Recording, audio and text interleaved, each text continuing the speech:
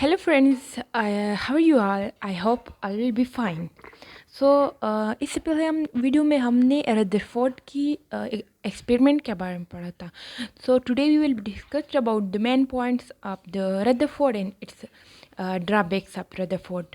So first of all, don't forget to subscribe this channel and click the bell icon for more updates. Now let's come to our topic, main points of Rutherford atomic model. The first point is positive charge proton are present in the center of atoms. और वो centre of atom क्या होगा? This centre part of atom is called nucleus. उसने कहा कि positive charge proton present होगा centre of atom में और वो सेंटर ऑफ एटम क्या होगा? न्यूक्लियस होगा. The second point is the size of nucleus is very small is compare to the size of atom. Size of nucleus हमारे पास बहुत ज़्यादा स्मॉल होगी as compare to size of atom. तो ये तो ज़ाहिरी बात है ना, न्यूक्लियस तो सेंटर में है और एटम के सेंटर में है, तो ज़ाहिरी बात है एटम का साइज ज़्यादा होगा as compare to. The third point is the whole mass of atom is present in nucleus. उसने कहा कि हमारे पास एटम का जो टोटल मास है ना वो न्यूक्लियस में प्रेजेंट होगा. And the fourth point is the negatively charged proton electrons revolve around the nucleus at high speed just like the planet revolve around the sun. हमारे पास उसने कहा कि जो नेगेटिवली चार्ज प्रोटॉन इलेक्ट्रॉन है ना, उसने इलेक्ट्रॉन को नेगेटिव चार्ज कहा कि वो रिवॉल्व करता है न्यूक्लियस के अराउंड एट हाई स्पीड, इतने हाई स्पीड पे just like the planet revolve around the sun. जो कि जो सैयारे ना वो सूरज की से इर्द गिर्द जिस स्पीड पे वो रिवॉल्व करते हैं वो इलेक्ट्रॉन भी इस स्पीड से न्यूक्लियस के अराउंड रिवॉल्व करते हैं. Now the fifth point is while revolving electron need centrifugal force which is provided by attractive force of nucleus on atom on electron. उसने कहा कि जब हमारे पास इलेक्ट्रॉन रिवॉल्व करेगा तो उसको किस चीज़ की नीड होगी? सेंट्रीफ्यूजल फोर्स की. और ये सेंट्रीफ्यूजल फोर्स किस चीज़ से प्रोवाइड होगी?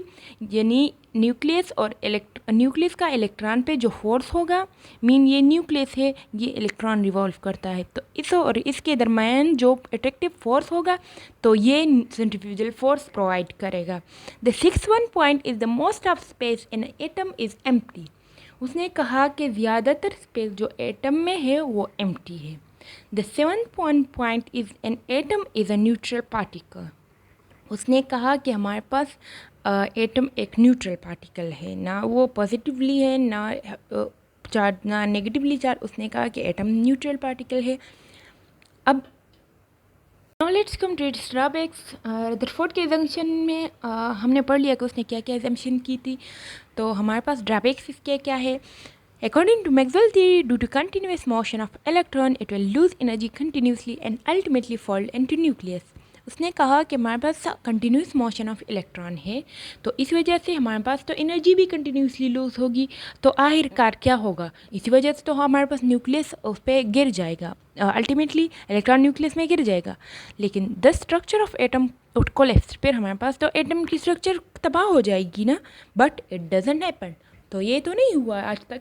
कभी भी हमारे पास इलेक्ट्रॉन न्यूक्लियस में वो फॉल नहीं हुआ और कभी भी हमारे पास एटम की वो स्ट्रक्चर कोलैप्स नहीं हुआ, तबाह नहीं हुआ. तो किस तरह हमारे पास ये कंटिन्यूसली मोशन करेगा? Second drawback is an electron emit energy in Rutherford model atom should give continuous spectrum but actually it gives slant spectrum. उसने क्या कहा कि हमारे पास इलेक्ट्रॉन की एनर्जी जब इमिटिंग होगी तो वो कंटिन्यूसली होगी, तो वो क्या देगा? वो कंटिन्यूस स्पेक्ट्रम देगा. लेकिन एक्चुअल में हमारे पास ये क्या देता है इलेक्ट्रॉन की जब इमिटिंग होगी? ये एक्चुअल में हमारे पास लाइन स्पेक्ट्रम देता है. तो ये भी उसके ड्रॉबैक्स में आ गई.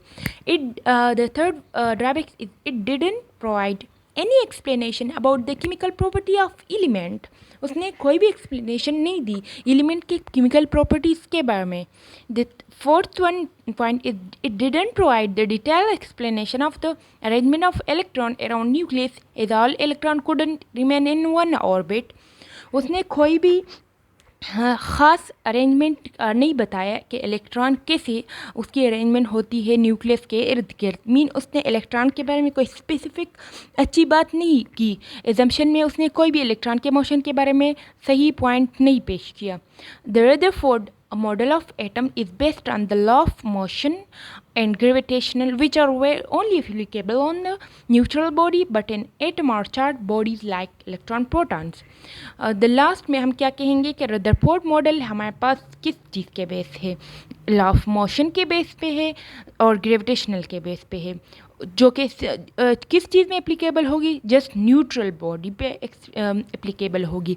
लेकिन एटम हमारे पास न्यूट्रल बॉडी नहीं है, वो चार्ज बॉडीज़ है, like electron charge bodies, proton charge bodies. तो उसने जो रदरफोर्ड स्पेसिफिकली किस चीज़ के बेस्ड है, तो वो लॉ ऑफ मोशन के बेस्ड है और ग्रेविटेशनल के बेस्ड है। तो keep that in your mind कि ये दोनों चीज़ें just in case of neutral body होती है। एटम हमारे पास न्यूट्रल बॉडी नहीं है, वो इलेक्ट्रॉन प्रोटॉन के वो है, तो चार्ज बॉडीज़ वो है। ये थे main points and drawbacks of the Rutherford. If you people have any difficulties, then you can ask in comment section. Thank you. Allah Hafiz.